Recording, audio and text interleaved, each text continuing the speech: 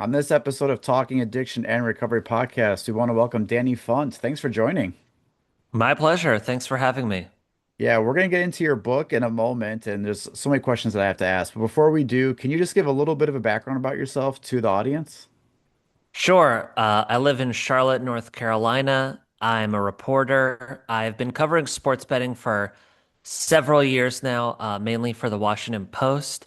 And that led to this book deal to write my first book about the betting boom and all of its consequences and what's really going on with that industry and why it is everywhere all of a sudden. And I've been very excited by the response it's got. It only came out in January, so it's awesome to hear that you liked it, and I'm excited to dive in. Yeah, it was a book that I pre-ordered. So not every book is a pre-order. So when I saw this come out, and I was so grateful because in my area as a counselor, gambling hasn't always been the one that has the newest book or Hmm. something, and to see something come out that is not years old or that's so I'm very grateful that we have individuals who are writing about this, talking about this, asking questions to give a lot of us a lot more information that we're not used to having this quickly. So before I we dive into it though, I want to the cover was great. And I have to ask about it because if you notice, people who aren't going to be watching the video except and listening, but on my bookshelf, I have books lined up for upcoming guests so that people can kind of see some of the books that I am reading and guests that are coming up. So I had yours up there, and my wife walked past my office and was like, "Everybody loses. Like, what is that about?" And of course, I was like, it's about sports betting, and she was like, "Okay, that makes a little bit more sense." So I gotta ask, that title, "Everybody Loses," where does that come from? What sort of messaging are we talking about with that? Because it is pretty captivating. Thank you. That was the hope. It was really a realization that I had after talking with a few hundred people for this book, in all areas, certainly all forms of bettors, people who work in the business, scholars, researchers, you name it. I try to, everyone who has a useful perspective on this, I try to speak with. And I was just struck after doing that at, yes, there's a lot of money being lost as Americans wager more than $150 billion legally every year on sports. But this story is about so much more than money. So I was struck by the lost integrity of sports as there are more fixing scandals and people lose trust in the legitimacy of what they're watching, the lost independence of sports media, as there's so much advertising now, it really makes journalists feel conflicted about do I do something that'll make my advertisers happy or that's in the best interest of my audience? The lost credibility of politicians, and you might say, how could they have any less credibility? But I do think the way this has all been rolled out and the fact that it's so favorable to the industry and has neglected so many consumer protections is a loss to just the faith that we have that politicians are looking out for their constituents' best interests. And finally, when you think about the consequences for public health, that losing is staggering. And, I've been grateful to speak with a lot of people in recovery for addiction and a number of counselors and psychologists, and just the levels that that involves, again, beyond money, but to people's mental health, to their family relationships, to their jobs. And then, so that is important. And then, lastly, at least for now, what this costs our relationship with sports. It fundamentally changes how we engage with sports.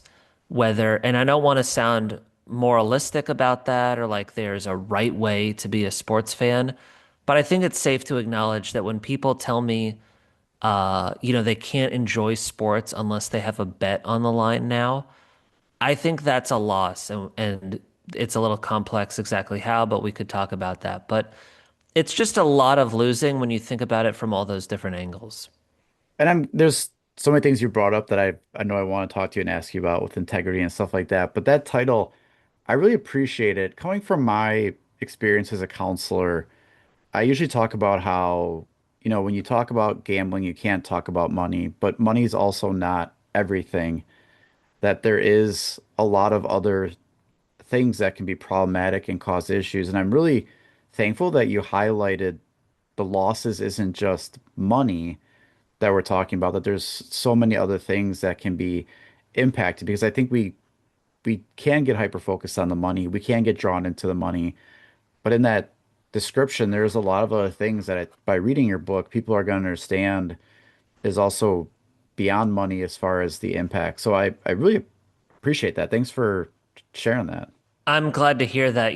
When you bring that up, one person who comes to mind who I think had a really poignant story and perspective on all this is someone who you actually used to work in the gambling business, and for a period he was betting a lot on basketball because he had figured out this angle that made him a pretty profitable bettor. And he spent a couple of years devoting a ton of time to betting, and the angle was effective no matter, it didn't have to be the NBA, basically any basketball game. So he was betting on Chinese basketball and Australian basketball, and therefore finding himself up at all odd hours, worried about how games were going. And he told me, yeah, I ultimately was profitable in the long run, but I lost just so much time. And I also, because he acknowledges he kind of developed a gambling problem as all that unfolded. I lost so much time, and also he would say like it would be time to put my kids to bed, and I would or have dinner with my family, and I would think, well, I could go try to make some money betting, or I could do that. I'll go, why not go try to make the money? Or he would put his kids to bed and he would be catch himself staring at his phones instead of focusing on them, or pushing a stroller and worried about a score and not, being present with his kids. So that used the word loss is just the loss for him was about way more than money. And that, that's sad, and it's an example of when the sports books say as long as people can afford this, it's okay. As you know, but it's lost on a lot of people. You don't have to be going broke to have a gambling problem. And that fundamental truth is a learning curve for a lot of Americans. Yeah, when I talk about that in trainings, especially people who've had, little experience with gambling or no real knowledge of it, that the money becomes the central focus, but that doesn't mean that captures everything. So I'm really glad that you talked about all that and how it captures that in the title. I think that's pretty fascinating. And you also mentioned all the people you interviewed. There's so many names in places that as I read this, and I was so grateful. Some of the names I know the people who work in the gambling treatment prevention.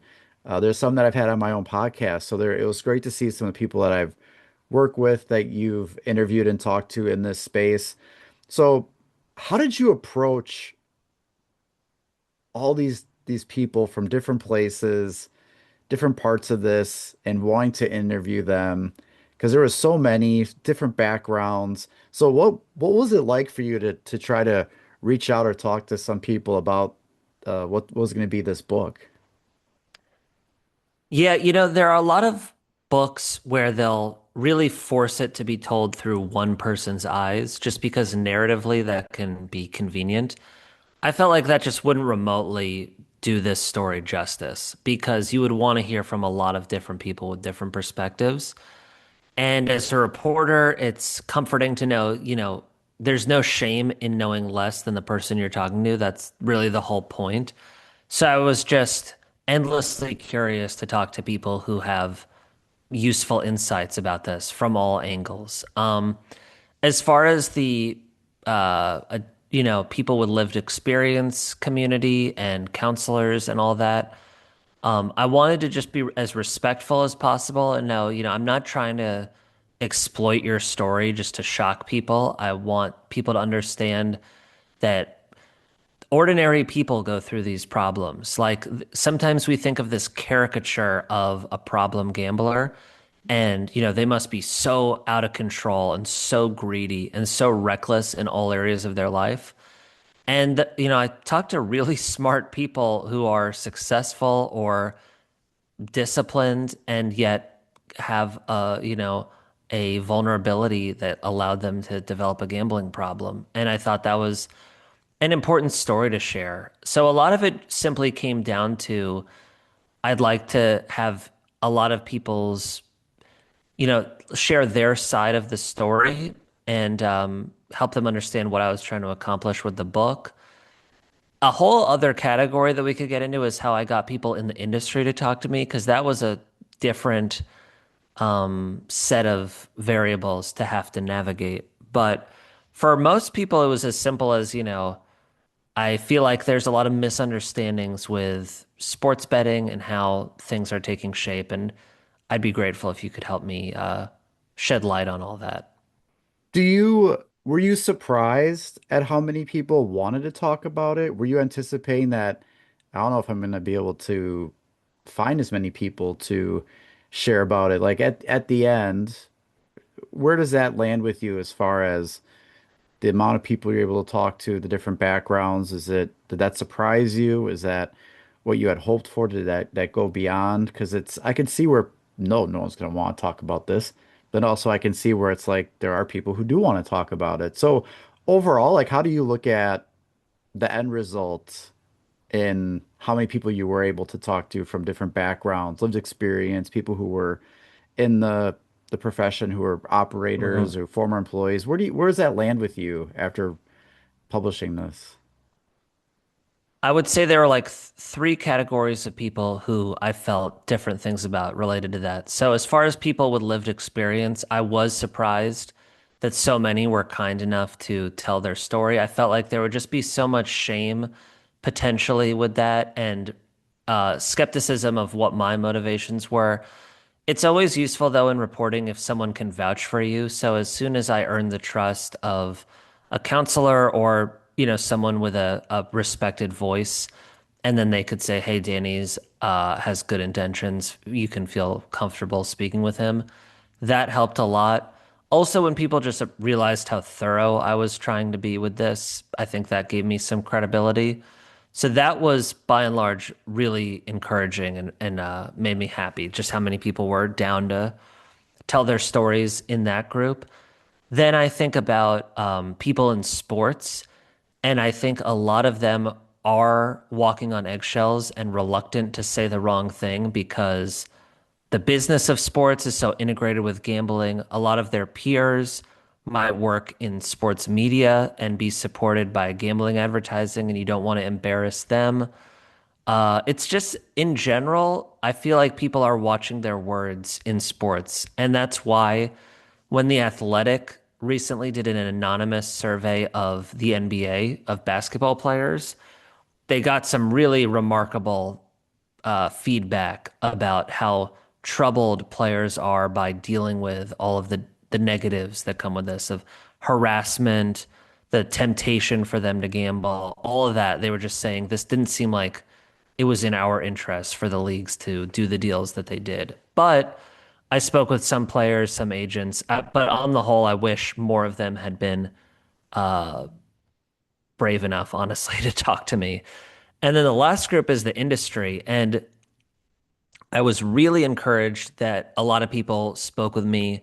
Some of them I couldn't print their name or I couldn't print a lot of identifying details, and that was understandable because they currently work in these at these places that who could expect them to speak out against their employer.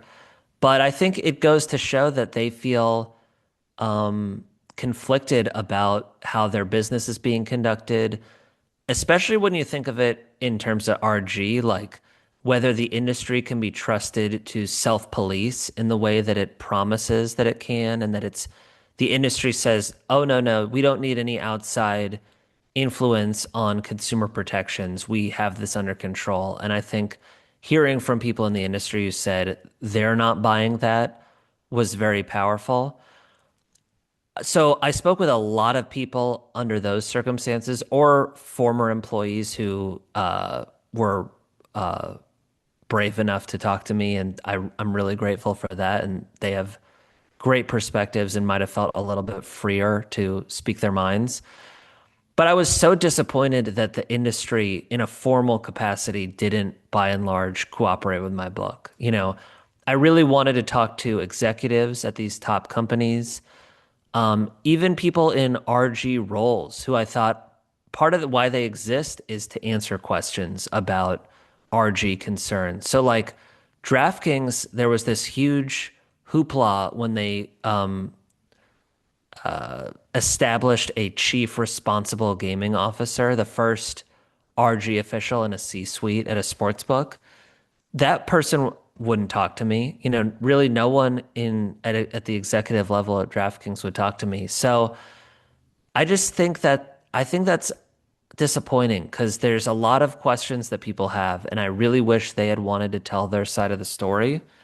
And they chose not to. And I think they'd rather, my book not get much attention because I got people to talk about things that are uncomfortable for the industry. I really appreciated the all the interviews that like I've learned so many different names. How things worked was pretty fascinating when all of a sudden it was like, wait, this company, and then there's this company too that does this and that. Like it was such a I thought things were a lot simpler.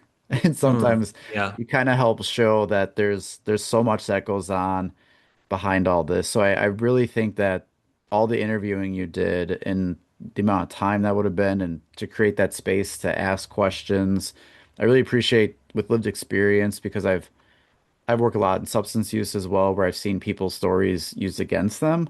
So Yeah. I think with your approach to uh, not wanting that and sincerity and making sure that there's nothing with like an agenda with that. So I do appreciate that approach with it. One thing I wanted to definitely talk to you about, and you mentioned it in the earlier question about the integrity and the impact of the game.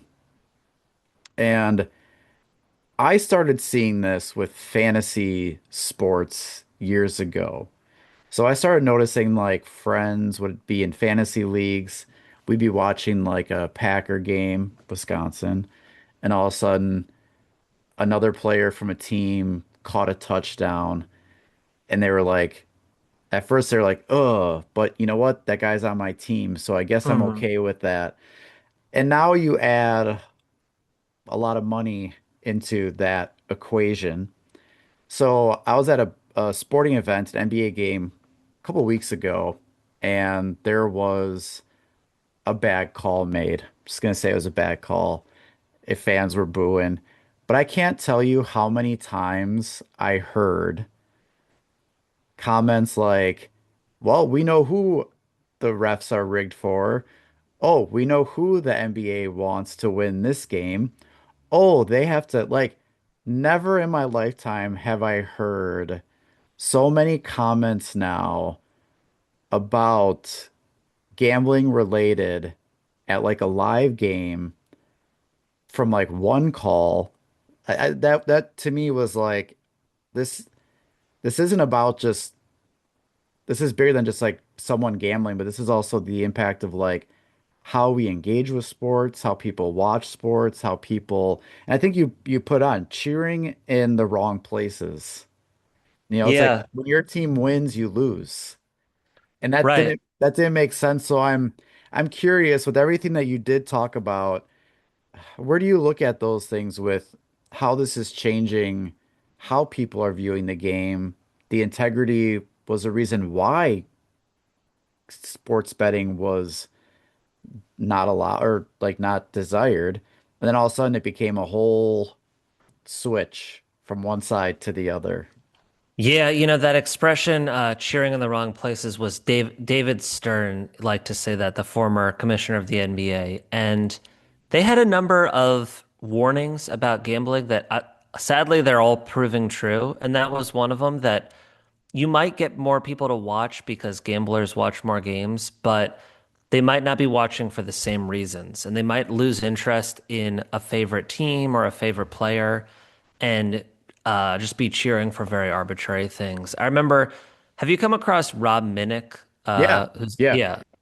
So Rob is really awesome, and I'm very impressed with the work he does. And I wrote about him partly because we went to the same college, and I just found it striking that when I was there, no one was betting, and when he was there, like 5 years later, everyone was betting, and he developed a gambling problem at the same school. But one thing he told me that stuck with me was once he was in recovery, he went to a playoff basketball game, and these people, he started talking with these fans sitting in front of him, and they lived in Long Island. The game was in Philadelphia, so they had, taken a ferry and a bus and a train to get to this game, and playoff basketball tickets aren't cheap either. And the whole game, they were just worried about a player on the Knicks getting a steal because that was the prop that they had bet. And Rob was like, "Man, that sounded familiar because I used to think that way, but I'm so happy that's not how I view basketball anymore." And again, I don't want to, people often recoil if you try to make it sound like, there's the proper way of being a sports fan. And, if you, it's not like this is so important. Sports are kind of ridiculous in the first place, and yet we love them. But I do think two things are really changing. One is it's so much easier to fix a game than ever before, and we're seeing the examples of why, because you can make a ton of money on individual betting on individual play, and it's one thing to influence who's going to win or lose a game, but the fact that a bench player could say, "I'm going to make sure my props go under," and people can make hundreds of thousands or millions of dollars off that for a game is it's a new reality of online betting. And as people told me who work in sports, or even worse, who work at these integrity monitors, the companies that have to police all that, they said it would just be impossible to stop that stuff from happening, which is why we keep hearing about those scandals. And that just it damages people's faith in sports beyond gamblers, obviously. Like it's a reason why this story is relevant, even if you have never placed a bet in your life. When you see 65% of Americans now think some athletes alter their play to swing the outcomes of bets, that's a level of cynicism that's well beyond some fringe conspiracy theory. And what you were saying about that sort of heckling, it sounds like that goes on almost every game. Players say they hear that constantly now.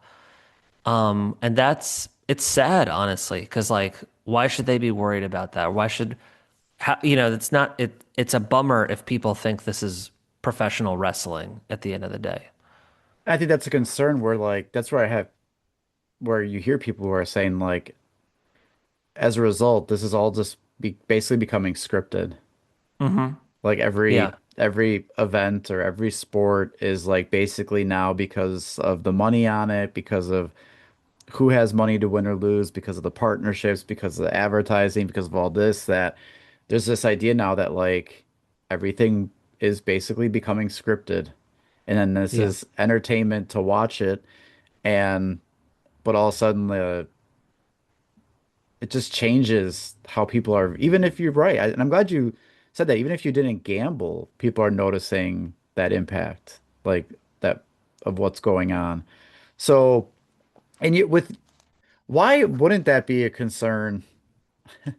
I'm sure you have some ideas or guesses, but why would that not be a concern to sports leagues, to teams, and maybe to some it is, but not to the point where we're not seeing more of a an alarm from them versus the alarm we've heard from others to say this impact that we clearly can see.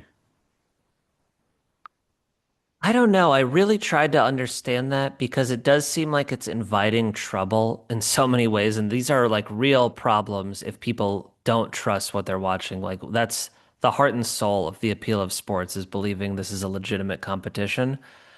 I just think the leagues were arrogant and thought they're going to make a ton of money in the short term. They're going to have a way bigger TV audience and people are going to be buying more tickets just because there were studies that showed that gamblers watch a lot more games.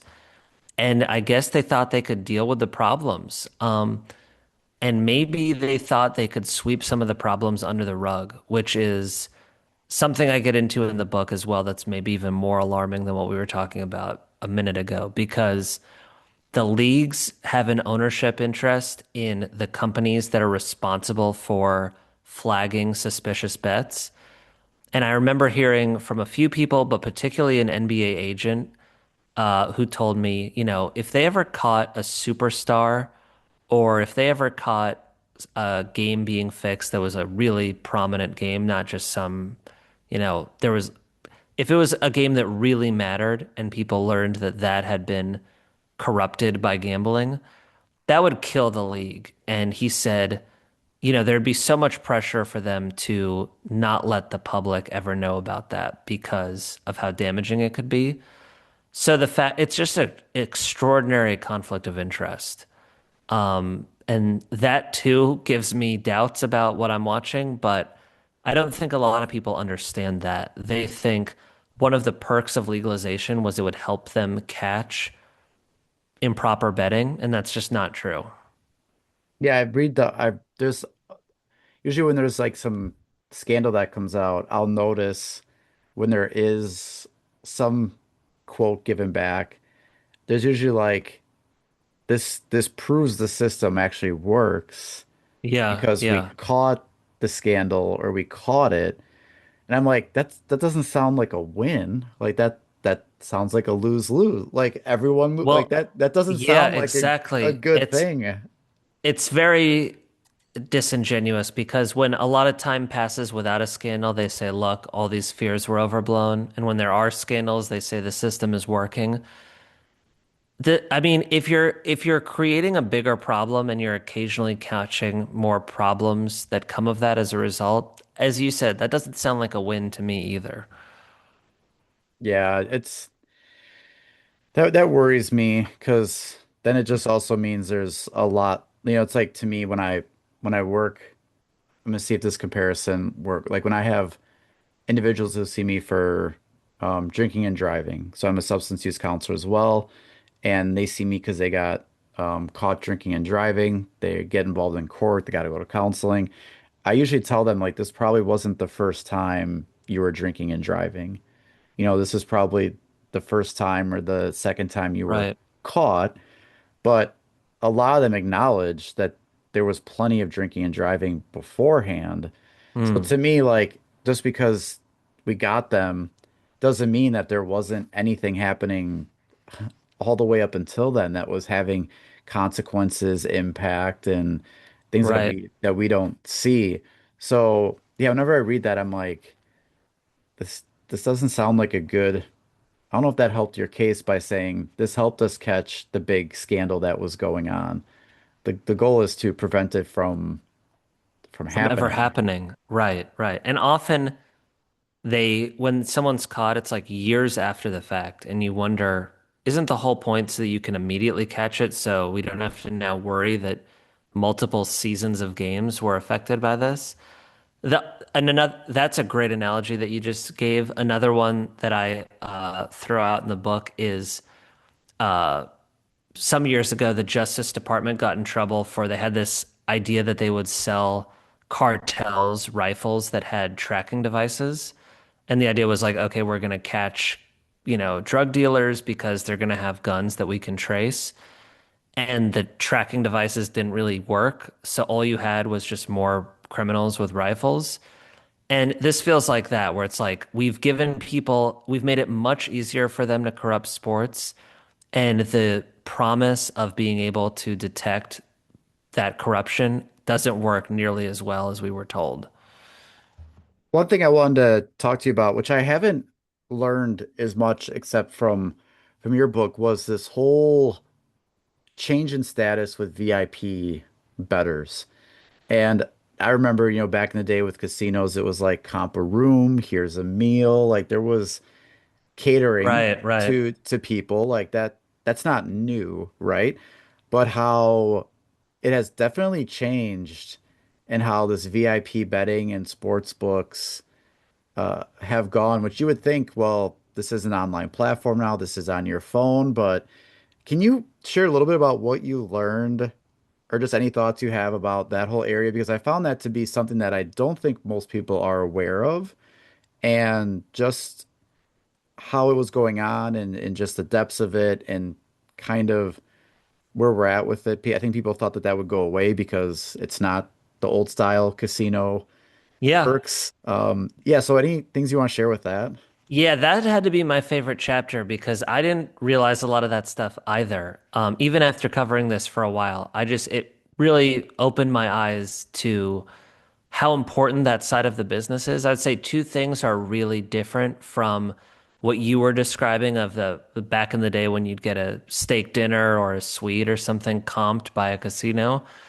One is because these companies have such expensive deals with teams, it gives them access to all of these privileges that require the cooperation of sports teams. Like if you're a VIP who's losing enough, you might get to throw out the first pitch in a Major League Baseball game, or have your kids take batting practice on the field, or play pickup basketball on an NBA court, or give the starting command at a NASCAR race. I mean, the list goes. I love hearing about that stuff because as a sports fan, it's like, gosh, I'd give anything to get to do that. But that's all facilitated by these partnerships with teams in the leagues. And most casinos didn't have that, at least with sports betting. So that's new. And the other side of it is that now that this is done online and people are betting from anywhere, it's like yeah, you might have given a certain VIP a car if they're at a certain level, maybe, but the privileges were mostly confined to the casino, right? Like rooms, restaurants, that stuff. Maybe a concert that's being shown at the casino. Now the sky's the limit because it's an online business. So when I heard about like a guy had a bachelor party and the operator paid for a cruise during the bachelor party, or even weirder stuff like at FanDuel, I heard about a VIP host who learned that a client's dog had passed away. And I so remember they that. sent them this condolence basket that had a picture of the dog on a blanket for them. And the point that they explained was like, we want you to be loyal not just to FanDuel, but to your specific host. So if you were ever considering pulling back, know that you're going to lose all these perks and you're going to lose this friend you've made through your betting. That feels dicey to me because, it's a strange incentive to lay out there. And also, the host is responsible a lot of times for stepping in if you're showing signs of a problem. And just the fact that you have that level of intimacy, it makes that very complicated and messy potentially, where you don't want to hear it from them if they say, hey, man, are you overdoing it? Do you need to take a break? And also, they just aren't really your friend. They're really there to keep you gambling. So that gives a false level of trust. But so many people who I spoke with in recovery said that at one point they were getting these VIP privileges. And they said, I was hooked on the betting, but I was also hooked on the perks. I heard from a counselor in Connecticut who told me about two clients. One, uh, both of them had postponed getting treatment because they didn't want to give up on their VIP privileges. One of them had been promised that they were going to get a free laptop if they kept betting. The other was going to get free golf clubs. And they delayed getting help and cutting themselves off because they didn't want to lose out on those perks. As irrational as that might sound, because they were probably losing way more money than if they just bought the golf clubs or the laptop. But a free thing just sounds so enticing. The last thing I'll say on this is you hear again and again from these companies that they're vetting VIPs to make sure that they can afford to be losing that much money. The baseline is like losing thousands of bucks a week, and it's often way more than that. And they'll say, okay, if you're going to be losing that much, we'll make sure you can afford to do so. And as we were discussing, affordability doesn't mean you don't have a problem, but at least that's what they're telling the public. And I spoke with this guy in Connecticut who lost 100 grand in a year at FanDuel, and he's now in recovery, but he had a problem, and he said, I was hooked on those perks, and it made it so much harder for me to stop.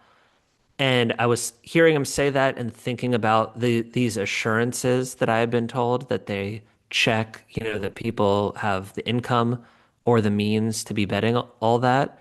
So I said, so when you were at FanDuel losing all that money, what was your job? And he said, I was a server at the Cheesecake Factory making $65,000 a year.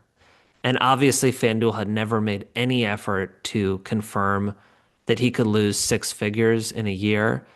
And it's just sad. And gambling is potentially addictive enough, but to add on all of these privileges that you get as long as you keep losing so much money, and maybe more importantly, betting so often, that is just a bridge too far, as a lot of people see it. And they're like, it's got to be a matter of time before people say the VIP business needs to be reined in. And I had a Columbo moment when I was reading this chapter where you were talking about like the golf clubs, the throwing out the first pitch, doing that. In my mind, like I'm picturing this VIP person that everyone would look at and be like, well, they must be really important or successful to be able to do these things. Yeah. But then all of a sudden I'm like, okay, wait a minute. Here's the other side of it. This is where I'm not getting this. They're not having a VIP because they win so much. So like the VIP person is someone that is losing some of the most. But Yeah. yet, but yet how it's being portrayed or the perks that get offered is it feels like a a magic trick. It feels like a behind the curtain, but like here it presents itself as this person must be successful, they must be doing well financially. Like, this isn't the person who we wouldn't think of having a gambling problem, but the reality is to be a VIP, you're not winning a lot of money from the company or from like you are losing some of the most, but yet you are looked at as almost this very important person. Yeah, magic trick is a great way of putting it. And uh yeah, losing is not just a requirement, it's like the first requirement because as someone who worked in the VIP business at DraftKings put it, you basically have to be betting irresponsibly to qualify. Like if there's any discipline in how you go about betting, if you say I'm only going to bet this much in a week or a month, or if I don't feel as confident about a game, I'll bet less. If there's that level of strategy and self-control, you're probably not going to get VIP treatment. You And might the lose best thing, it, right? yeah, Like, you might didn't you lose it. talk Yeah, about yeah. how like even people who were making like smarter bets or being more cautious, like all of a sudden they would lose their status or they would told like you're not. I thought I read something about that in the book Yeah, yeah. where There was one brutal story of a guy in Ohio, and he was at Fanatics, VIP there, and he told his host, I really love the Pittsburgh Steelers. They're coming. I forget if they were playing the Browns or the Bengals, but they were coming to Ohio to play. And he was like, I'd love if you could give me tickets. And they were like, absolutely, we got you. Fast forward to a few days before the game, and he's like, hey, can't wait for the game. Could you throw in a parking pass? I realized I could use that as well. And very casually, they were like, unfortunately, we had to revoke the tickets because your recent betting is not in line with what we want to see from our VIPs.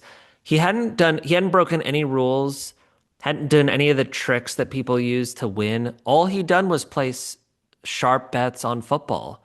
And that was enough to get him not just disqualified as a VIP, but to have these perks revoked in such a cold-blooded way. I could only imagine how bummed out he would have been to go to the game and go to the will call window and then say, "Yeah, not your name's not on the list, man. Sucks. Sorry." That's what Fanatics was going to put him through for no other reason than he was placing smart bets. there was a question. Not there'll be a question, but I think one thing your book did a such a great job of, which is what I struggle with, is some of the advertisements where it's like $5, win 500, risk free. I'm a big person on language, and I see all these things, ads all over that make it seem like low cost, you get this, low risk. Like they don't say spend 5,000 to get like right, it's like $5, $10, first 50. And you did a great way of explaining to the reader how what is mentioned in those ads and what it says it's going to do doesn't always turn out that way because there's so many different uh things that you I guess agree to when you sign up for this that like Yeah.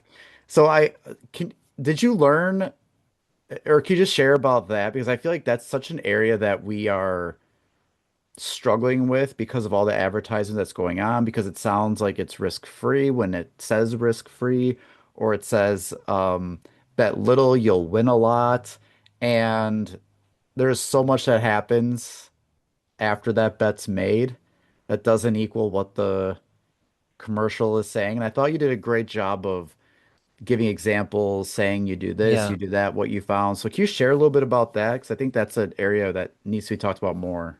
Yeah, because even if those promotions weren't deceitful, they might still be problematic just because dangling a freebie for something that can lead to addiction is maybe not a good idea. Giving people that false sense of how easy it is to win money, even, when you say bet $5, get 300, that might give people the impression, oh, this is a way to win money. And then from then, your expectations are distorted going forward. But the most egregious example is just these deals that use language that's totally dishonest.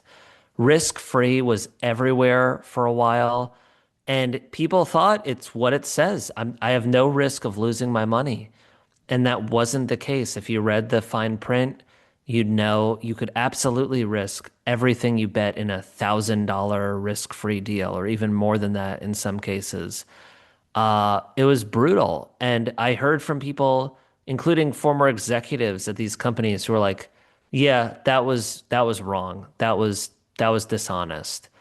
I find it satisfying a little bit to hear that, but what would be more satisfying is if people got their money back. And there was one lawyer who I wrote about in the Washington Post, and I included that in the book, where he fell for a risk-free deal in Virginia and lost $1,000 because of it.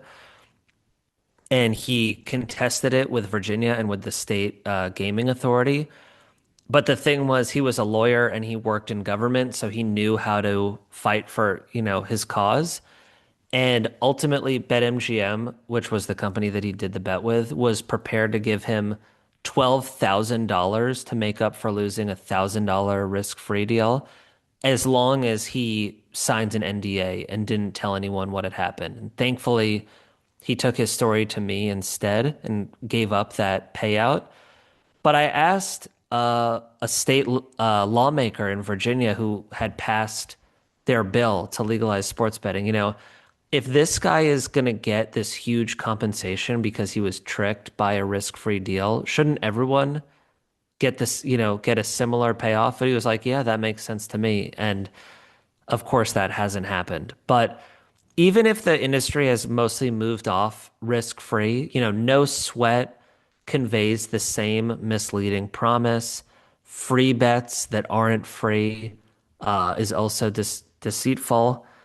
There's a lot of it, and a lot of it still goes on, and very few states have done anything about it. Ohio stands out as one of the few states that's like really put their foot down and said, we're not going to allow you to call things risk free if they're not, or free if they're not free. But by and large, anything goes in much of the country. Yeah. Yeah, I was that's an area where I wish there'd be some action on because I think one that's and for everybody too, but also like youth, it just a Yeah. lot of people also then struggling with finances, thinking this is a simple way to get out of it, and it makes it sound easy, like it makes it sound like it's not that hard. Something I wanted to ask you is there's a part of the book, and it kind of relates to the title. And I'm trying to find it as we're bringing it up, but there was something where you talk to somebody about what he thinks is going to actually lead to some change. And it wasn't the most positive things, right? So, um, it was on page 285. I know One what of, you're talking about. yeah, Yeah. one of three potential disasters is likely to be the thing to do it. Either a rash of young sports bettors will commit suicide, a gambler will attempt to murder an athlete who costs them money, or a gambling-related corruption will taint a high profile sporting event. And I don't want any of those things to happen. I can imagine a lot of people that you spoke with who are similar roles like I do with counseling, prevention, and all this type of stuff. Where do you sit with something like that? That's hard to see, especially because a lot of us are seeing the pedal to the metal with no guardrails. Yeah. And I think this is what we see is what happens when it goes off with no guardrails. Because we're seeing the scandals, and I feel like we're getting desensitized to scandals already. Like Right. how all of a sudden we're going to see a scandal and we're like, yeah, that's it's not new. So how do you sit with that as someone that wrote this book and has been so involved in learning about this and talking about it? Where does that sit with you? That's hard. It's disturbing. I would say the sad reality that it's in response to is just a sense that there's so much money pushing things forward. It's kind of overpowering. And advocates and health experts, it's just a kind of a David and Goliath matchup for that reason. And also with a lot of things in American life beyond gambling, just kind of like a gradual awareness that things are getting bad doesn't motivate people to take action. And that person, I was a psychologist at the University of New Mexico who laid out those three possibilities, I think was recognizing that it might take something that shocks the conscience of the country to enact change. Because if it's just, reports of rising addiction rates or youth gambling increasing or other things that should really trouble people, but that might not freak them out to the point that they say, enough is enough, we got to do something.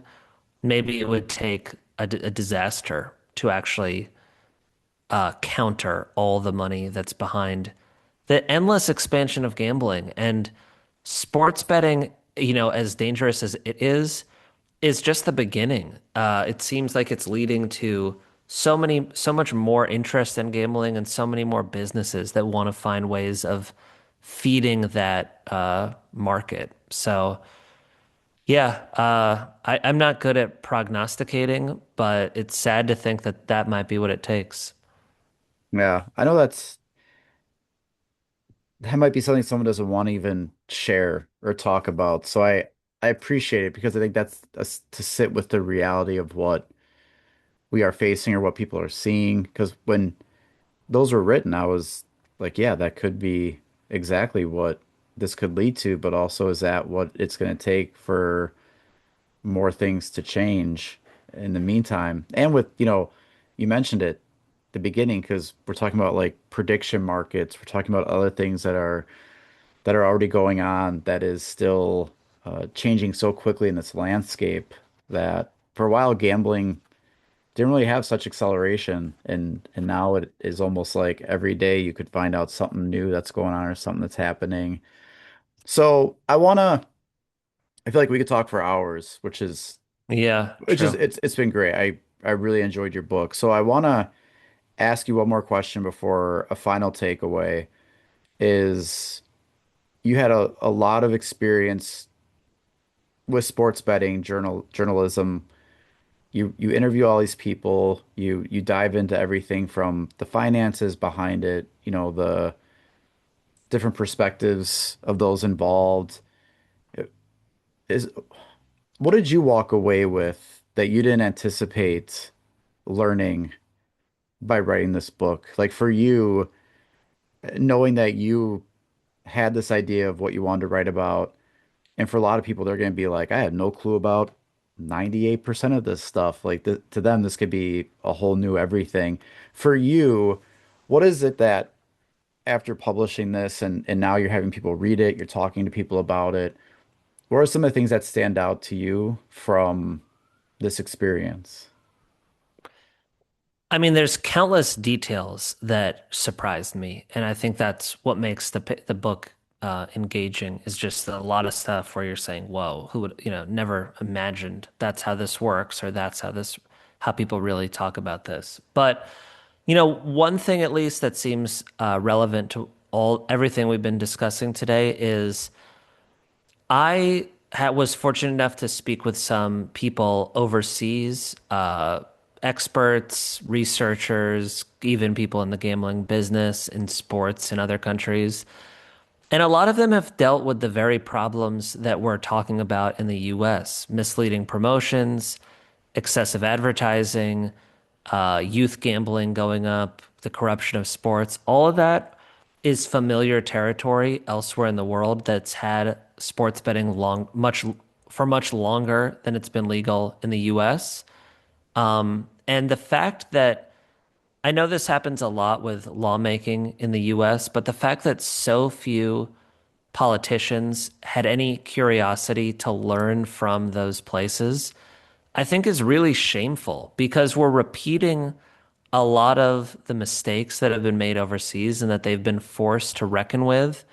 And in places like Australia and the UK, where they have real public health crises around gambling and had to crack down belatedly, they look at the US and are just like, why didn't you heed our warnings about what happens if you allow the industry to self-police? Like all of this whole playbook has been demonstrated in our countries, and the US was oblivious to that. That's so unfortunate. Another thing that's unfortunate about it is the companies that have been punished for taking advantage of people or false advertising or all these things operate in the US and are doing a lot of those same things here, even though they've faced consequences for them elsewhere. And the insight that someone told me in the UK that I think is just so applicable is the gambling business will do anything they need to make money until they're told to stop and made to stop. And that should be sobering, but it should also be motivation for politicians and voters and anyone who can influence this to say, we must step in and demand that the industry takes consumer protections and all of those things more seriously. Yeah, thanks for sharing that. I imagine with all the and it's going to continue with what you learn from it. I'm imagining this didn't get published and you're like, all right, I did my due diligence, but you're still paying attention to a lot of Yeah, what's happening and what's going on. yeah, and I'm still reporting. So if any of your, as I hope it's been clear, I try to talk to as many people as I can. If any of your listeners ever want to reach out, I'm very easy to reach. My emails and on all my social media and my website and stuff. So I'd love to hear from people if this strikes a chord for them. Yeah, that'd be great. So readers, he said it. So I hope someone reaches out to him because Please. there are those who you send an email, they'll respond. So Danny, I this has been a great conversation. So based on everything we talked about here or anything that you want to leave as a final message for listeners, now's your time to share that. I think one thing I appreciated, and I'm embarrassed it took me so long to learn this, is what I touched on about, what it takes for someone to develop a gambling problem and how people can be so judgmental of those people and like really look down on them as like, you asked for it, now you have to deal with it. And once you realize that it's not some moral failure that people develop addictions, I think it totally changes how you think about how the rules should be established, the guardrails that these companies should have to abide by, and also their responsibility. When we talk about responsible gambling, for one, I think we should call it responsible gambling and not responsible gaming, because not calling this gambling seems counterproductive. But to me, that's a two-way street. And yes, individuals have a responsibility to be, careful and to, not do things that they know are reckless, but the companies have a responsibility too. And as I've learned about the nature of addiction and how gambling addiction is just so intense and so hard for people to overcome, it made me think differently about the standard we should hold these companies to. And I hope people who read the book come away feeling the same.